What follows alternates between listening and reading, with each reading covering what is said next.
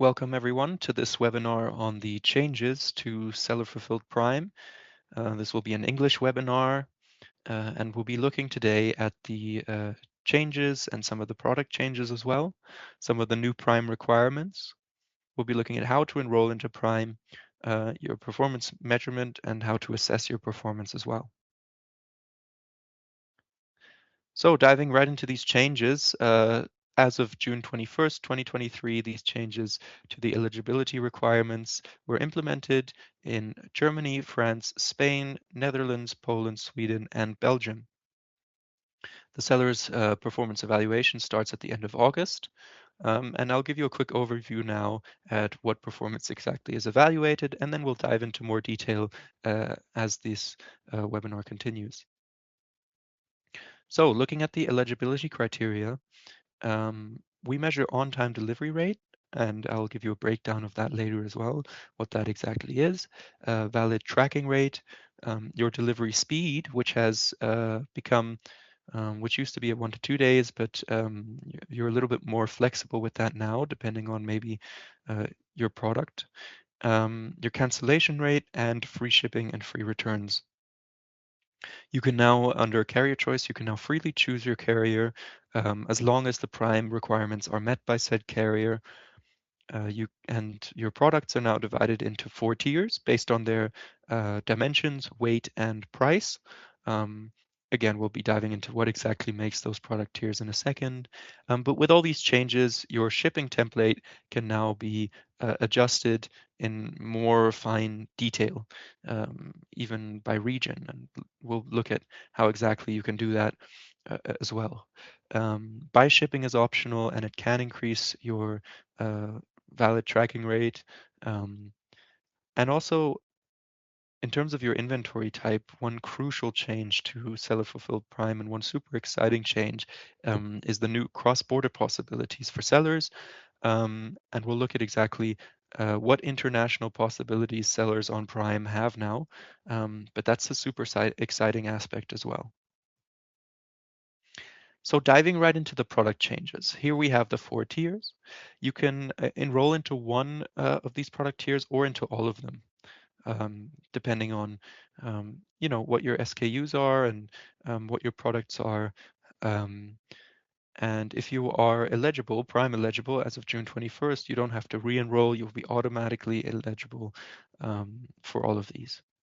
These can be either cross-border or domestic, and we'll look at what the difference is between cross-border and domestic in a second. But let's look at what makes a tier here. So we said weight, size, and price. On the right side, we can see that standard size and low price have the same size, but they differ by price. So standard size in Germany, for example, would be greater than 11 euros, and low price would be below 11 euros. Then as your packages become bigger, they fall into larger product tiers such as oversize and extra large. One thing that's important to mention here is to make sure to provide your package dimensions in order to get your ASINs accurately mapped, because if you do not provide your dimensions, and we'll look into this in a second, they will all automatically be assigned to standard size or low price, which means that they'll be associated with the fastest delivery promise, which may not be realistic for you. So if we dive into on the top left menu under inventory, manage seller fulfilled products and product list, we can dive right into our product list and we can see which size is attributed to our SKU here. We can look at our item package dimensions, and we can see here that because no dimensions have been entered, automatically standard size has been assigned. Now, if this is perhaps a big product for you, an oversized product, this means that you might not be able to meet these delivery requirements. So it's super important that you click on Update to insert your new product dimensions. So here at the top right, you can click on Shipping, and if shipping is not showing, you can click on the column More Details. Then you can insert your package dimensions, and then you can click on Save and Finish. So now that we've updated our package dimensions, let's look at the difference between domestic and cross-border and what that actually means. So at the top here, we see that where our sellers are registered and where our sellers' warehouse is. And at the bottom, below this gray line, you will see where your customer is registered and where their delivery address is. So domestic should be clear to a lot of you. I think it's pretty straightforward. Amazon DE is where we're registered. We have our website in DE as a seller, and then the customer is in Amazon DE as well, and their delivery address is in DE. One of the cross-border prime export possibilities is and has been Amazon.de to Luxembourg through Amazon.de. Another possibility is, for example, to Austria from DE. And another scenario, which some of you might be aware of, is Spain to Portugal. And now this new exciting change allows me, for example, as a seller, if I have my warehouse in Poland and I'm registered and prime eligible on Amazon.de, I can now sell to the German marketplace on Amazon.de. And that's a super exciting change for a lot of sellers. One thing that's not available as before is, for example, delivering from Amazon.es in Spain to Amazon.de in Germany. That's just not possible. One thing I should mention perhaps is that delivering to Luxembourg or Austria from Germany is not mandatory.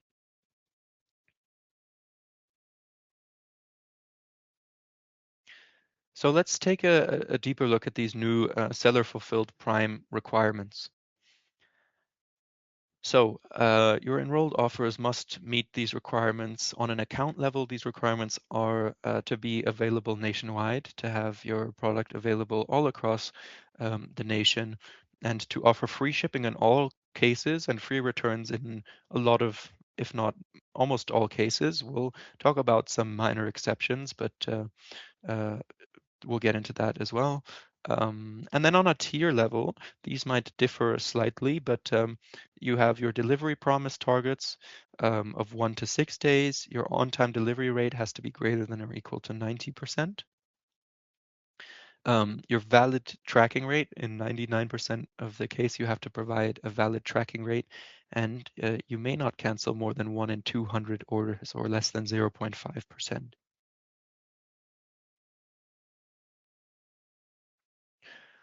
So let's look at this delivery promise. What is a glance view, and what does it mean when you give a delivery promise? Well, every time a customer lands on your product page and they see a delivery date, that is recorded as a delivery promise. That means they don't have to add it to their cart.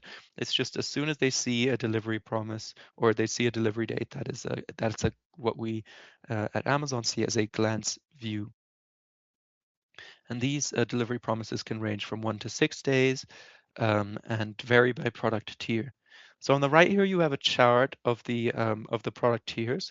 If you go to standard size under tier and you look at domestic, so that's the second column from the bottom, you'll see that 5% of all your domestic standard packages need to show a 1 day or less delivery time. 35% of them need to show less than or equal to 2 days, and 70% need to show less than or equal to 4 days. And you can see that under standard size cross-border, just below, in the row just below, those promises have been loosened a little bit, meaning that if I'm, for example, have in the requirement that we looked at before, to give you the scenario, for example, if I have my warehouse in Germany, but I'm registered and Prime eligible on Amazon.fr, and I'm delivering my products to French customers on Amazon FR, then my standard size only have to meet the cross-border requirements, which are that 10% need to be delivered in less than or equal to 3 days, 20% in less than or equal to 4 days, and 50% of my packages need to be delivered in less than or equal to 6 days. Again, if these package attributes are missing or the package dimensions, which we discussed earlier, automatically standard size will be selected. And this means that this is the fastest delivery promise. And that might not be realistic for some of your extra large packages, for example. Um, This prime badge applies to the fastest 90% eligible selection for the entire marketplace. What does that mean? Does that mean that as a seller, the slowest 10% of my promises don't receive the prime badge? No. What it means is that site-wide, um, the 10% slowest promise for a product will, this is not just SFP, this is completely site-wide across all programs. The 10% slowest promises will not receive Prime or not be Prime eligible. I hope that makes sense, that it's not enforced on account level. So if you belong to those fastest 90% site-wide, all of your products should be Prime eligible, as long as they meet all of the relevant requirements. Now, looking at the glance view or delivery promise in the Netherlands, Poland, Sweden, and Belgium, there are some minor changes. If you look at standard size cross-border on the bottom, you'll see that those have become a little bit more forgiving. So how is this calculated? Well, let's, for the sake of simplicity, let's look at 100 customers in your week, because this is measured weekly. Let's say 5 of those customers get a 1-day promise by May 1st.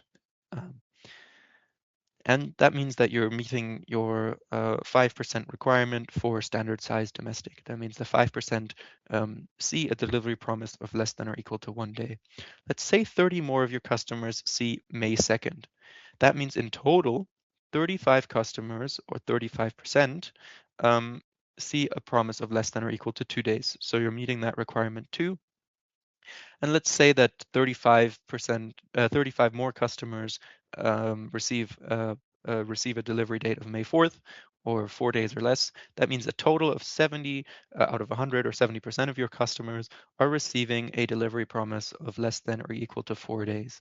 So you've met their delivery requirements in this case, but you've just met them. So if one less customer was shown, then you would not be meeting the requirements. So how do we actually monitor our delivery promise, and how do we gain an overview? Again, under inventory on the top left, manage seller fulfilled prime, and view seller fulfilled prime performance, which is a button in the blue button in the right, in the top right of the page. You'll land on this page, which breaks down your product tiers. Now you'll see the product tier name and whether you're enrolled. If there's a green check mark with enrolled, you're enrolled. If it says not enrolled, you are not enrolled for this product tier yet, but you can enroll in a trial over this page as well. If you click on view details under standard size, you'll see your first speed metrics. You can monitor performance based on by time, based on your previous week, your current week, 30 days, 6 months, depending on what you're trying to get an insight over. And this is broken down by domestic and cross-border, if you choose to deliver cross-border. And you can here see your target versus your actual performance numbers as a graph as well. If you meet your target, these will be green, and if you do not meet these targets, they will be red. You can also download the speed report to have a closer look. And your glance views are closely linked to your on-time delivery rate. Your on-time delivery rate, I've had a lot of questions from sellers, whether or not, handling time is, for example, still relevant. It's not measured as an individual metric. What's measured now is on-time delivery rate, which encapsulates handling time plus transit time. So from the time that the order is received until the first delivery attempt, that is your on-time delivery rate. So if this first delivery attempt is not met, or if it's not shipped in a timely manner, that means, or you don't hand over in a timely manner, that means that your on-time delivery rate suffers. How is that calculated? Well, here we see a very basic example. There have been 5 promises made, and you can see that one promise was not met. You can see that on the very bottom, it was ordered on the 5th, promised on the 6th, delivered on the 7th. That delivery is too late. That means that 1 out of 4, 25%, was not met, and we only have an on-time delivery rate of 75%. How do we monitor on-time delivery rate? Well, it's the same page as before when we were looking at our glance views. Um, if you scroll down, you'll see on-time delivery. That's under inventory, manage seller-fulfilled prime, and view seller-fulfilled prime performance. Again, you'll see your target versus your actual performance. Your target here should be, for example, for standard, it's 90% or higher of on-time delivery. You can filter by the time frame as well, and the performance of the different carriers will be shown individually, so you can see whether or not your individual carriers are meeting their requirements. You can also download a defects report here to have a closer look at these metrics. So how do we improve our on-time delivery rate if it's not up to par? One thing we can do is to adjust our shipping templates, and this is a very significant way to improve our on-time delivery based on the regions in your country. Now, this will be based on where you are based and where your customers are, and will have to be adjusted on an individual basis. You can enable weekend operations and the earliest cutoff time to improve your delivery rate. You can maybe choose a carrier that better meets your delivery promises and aligns better with your pickup schedules or cutoff times. And finally, you can, if you feel that you are unable to operationally manage your order volume at this time, you can set an order handling capacity cap. So let's look at the shipping templates themselves. And how exactly, can we adjust these, and what exactly do we need to adjust? Well, these can be adjusted based on domestic and international shipments, and they can be adjusted based on standard or premium delivery, both of which are Prime eligible. So one thing I should mention here is that premium is a very important section for your metrics, because that's what really counts towards um, your SFP, your seller fulfilled prime glance views in this case.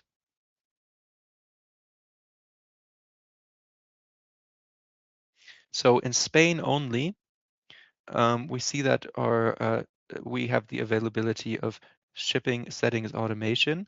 And by the way, if this is not quite making sense yet, we will go into more detail on how exactly to adjust these. Just bear with me. I just want to explain what shipping settings automation is for Spain for a second.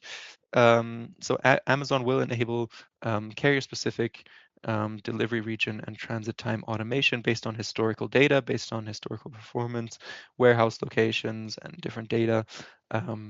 And that supports the premium shipping option of 1 to 2 days. And that's only available in Spain for now due to technical requirements. Um, um, and there you can also see that by domestic versus international and standard versus premium, premium being a very important setup for Prime, we can adjust our shipping templates. But let's dive into now. And I guess I should mention before we dive in to the next slide, that shipping settings only applies to that transit time of 1 to 2 days, and everything else will be manual promise setting. So for anything non-prime, you'll have to manually adjust your delivery. So let's dive into the shipping templates themselves. Let's get practical here, and look at how exactly to apply this knowledge now. So under the settings wheel in the top right, under shipping settings, you can create a new shipping template. Or you can edit one of your existing templates by clicking on edit. Then you make sure that the Prime box is ticked for your Prime delivery templates. And if this page shows up, you can skip to select Prime manually, because we want to manually adjust our templates according to which settings are best for us. You can select the regions that you wish to ship to. This is what we were mentioning earlier with Austria versus Luxembourg, for example. You do not have to ship to Austria and Luxembourg if you do not want to, but you can. So that is under the button of Add Prime Regions. And then exactly here, you can select the regions that you want to enable. Then click on OK. What's super important here is you need to meet a 97% prime region coverage requirement.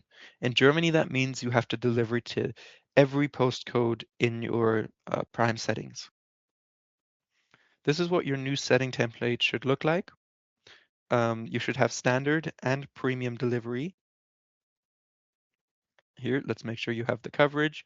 And for example, for premium now, if we go into edit our shipping settings, we can select the regions that we want to separately regroup. So say, for example, I know that I'm going to have a really tough time shipping in region 9 because it's really far away from me, or in a certain postcode, I can deselect that postcode. So if you click on edit, this menu will show up, and I can deselect that region and regroup or adjust it separately. And then I can click OK. So for the existing regions that I have not deselected, then I can adjust my transit time here. I can set up my shipping price for those who are non-prime and still wish to have premium shipping.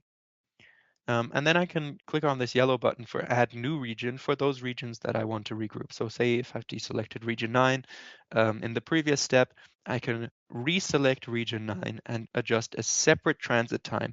And this is the flexibility in the shipping settings that I was talking about. You really have the flexibility to region by region adjust your shipping times. Once you're done with that, once you've adjusted it to what you feel is best for your location and your customer's location, you can click on Save. And let's dive into what a valid tracking rate is and what that actually means. So with the buy shipping option, you should or will have a valid tracking rate of 100% automatically. All your tracking should be valid. However, if you purchase your shipping and track externally, you need to upload your info manually. Then your tracking is validated, and this has to be validated in over or equal to 99% of cases.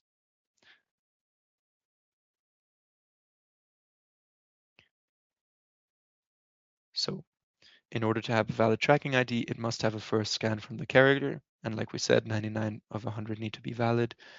A couple of tips and tricks to improve your valid tracking rate. So as soon as you receive an order, and then as at the latest when you hand over a package is when you should be really updating your tracking info. The suggestion is as soon as you receive the order, update your tracking. If you use buy shipping, as I've mentioned, you benefit from just automatically meeting this requirement. You can verify your carrier name because if a tracking ID is selected for the wrong carrier, that will result in an invalid tracking rate. And then one important tip is that Amazon does not recognize Chinese characters as well.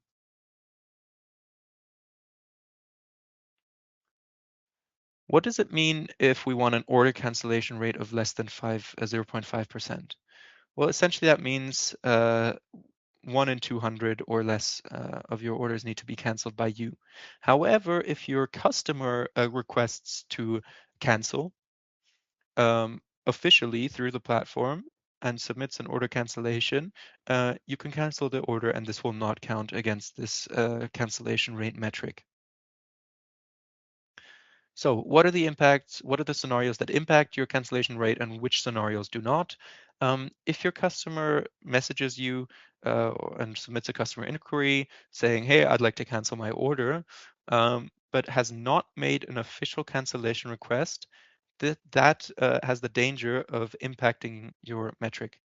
However, if your customer has submitted official order cancellation request, that will not impact your metric. So it's important to advise your customer rather than just canceling right away. To advise your customer to initiate an official cancellation request. Where can I monitor this valid tracking rate and cancellation? Well, under the same dashboard that we had before, under Inventory, Manage Seller-Fulfilled Prime, and View Seller-Fulfilled Prime Performance, you will also see your valid tracking rate and your cancellation rate. Again, this performance can be adjusted according to the time period which you wish to filter by. Free shipping must be offered in all cases under Seller Fulfilled Prime. Free returns must be provided in most cases for items that weigh below 22.6 kilos. So for items that are heavier than 22.6 kilos, while it still may be advisable in some cases to provide free returns, you don't have to provide prepaid return labels. For Germany, France, and Spain, you will have a prepaid APRL, Amazon prepaid return label, or returnless refund, or RR. The returnless refund then is just not receiving the return, but still refunding the customer. That's an option as well.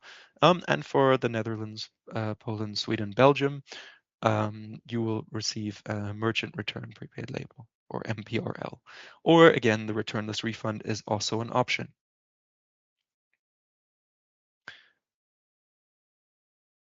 So how do new partners enroll into Prime? I think one thing I should perhaps mention as well is that these really are on account levels. So this is not just based on a tier, but these free shipping and free returns are enforced on account level, meaning that if you don't offer free shipping or free returns, um, your whole account can be lose its Prime eligibility. So these are super important criteria as well. So how do new selling partners register or enroll into Prime? You can self-enroll. Step 1. Step 2 is to configure a Prime shipping template, assign your products to the relevant Prime shipping templates, and then you can initiate the trial period. So if you're already Prime eligible, you do not have to re-enroll, as we have mentioned.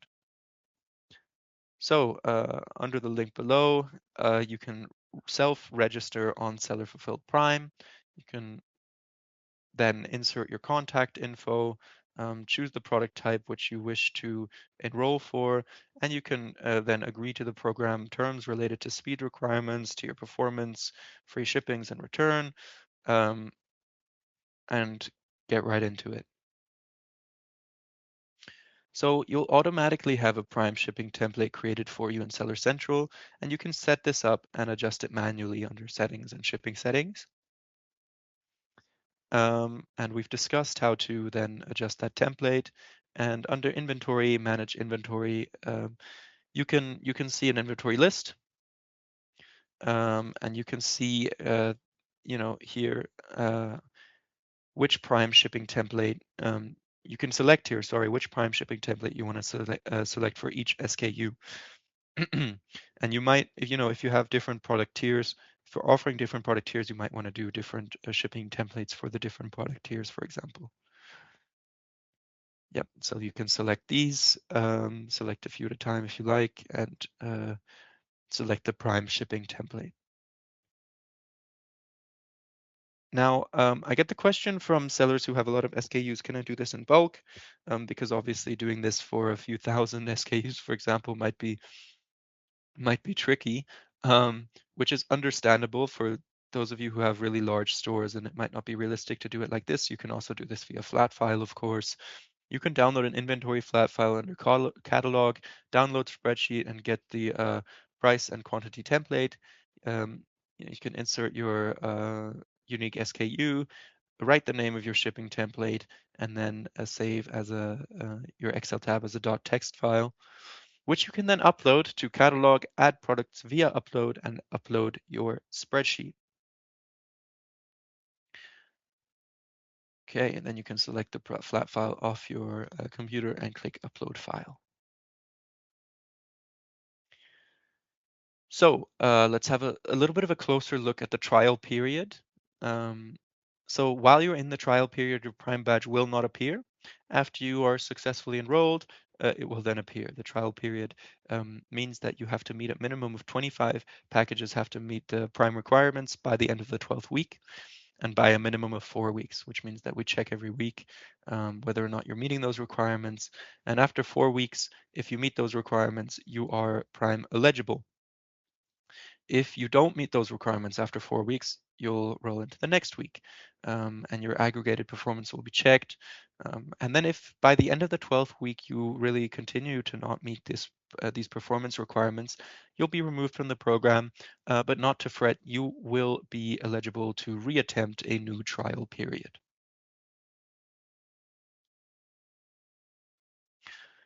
So the performance measurement dashboards can be found under Inventory, Manage Seller Fulfilled Prime, and View Seller Fulfilled Prime Performance, where you can see the speed metrics.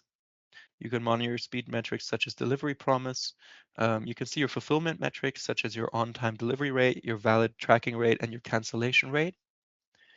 And you can also look at your supporting metrics, which include, your buy shipping usage, um, yeah, or your on-time shipment rate. Those are your supporting metrics. And I think this is a dashboard that really gives you a good overview over your self-fulfilled prime requirements.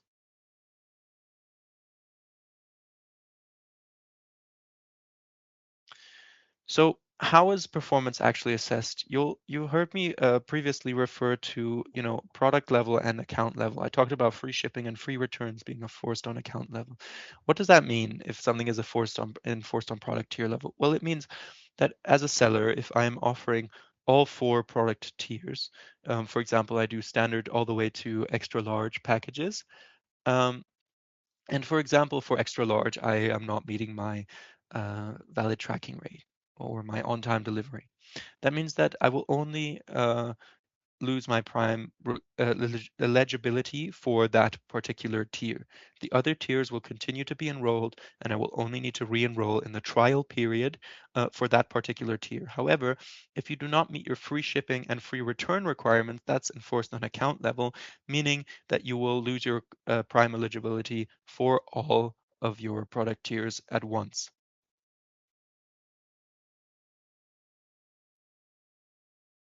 So how does the enforcement work? How does your performance assessment actually work? So if at the top here, you can see that, if you continue to meet your prime requirements all along, no problem at all. If you do not meet your requirement, then you're still prime eligible, but that's your first warning. But you will receive a second warning the following week. We monitor these changes weekly, and you are still prime eligible if you do not meet your requirements, but you really should change your requirements by then, because then you meet a third warning. And following your third warning at the end of that week, you will lose your prime eligibility, and then you'll have to re-enroll in the trial period, which is between 4 and 12 weeks. So it's really in your interest to make sure that you continue to meet these prime requirements. Let's look at one last scenario. So say you don't meet your requirements, but then you continue to meet them again for 4 weeks. That means that this cycle then renews. You're back to your first warning. So, if you receive a warning, it's really that first warning, really not to worry. If you correct everything 4 weeks in a row, you're back to the beginning. At this stage, I'd like to thank you for your time. If you have any questions at all, you can find those on the Seller Central FAQ, and we are also sending our sellers a lot of materials. Uh, we're going to send our sellers a lot of material, about these seller fulfilled prime changes. Um, Good luck adjusting your templates. Wish you all the best of success, and thank you for your time.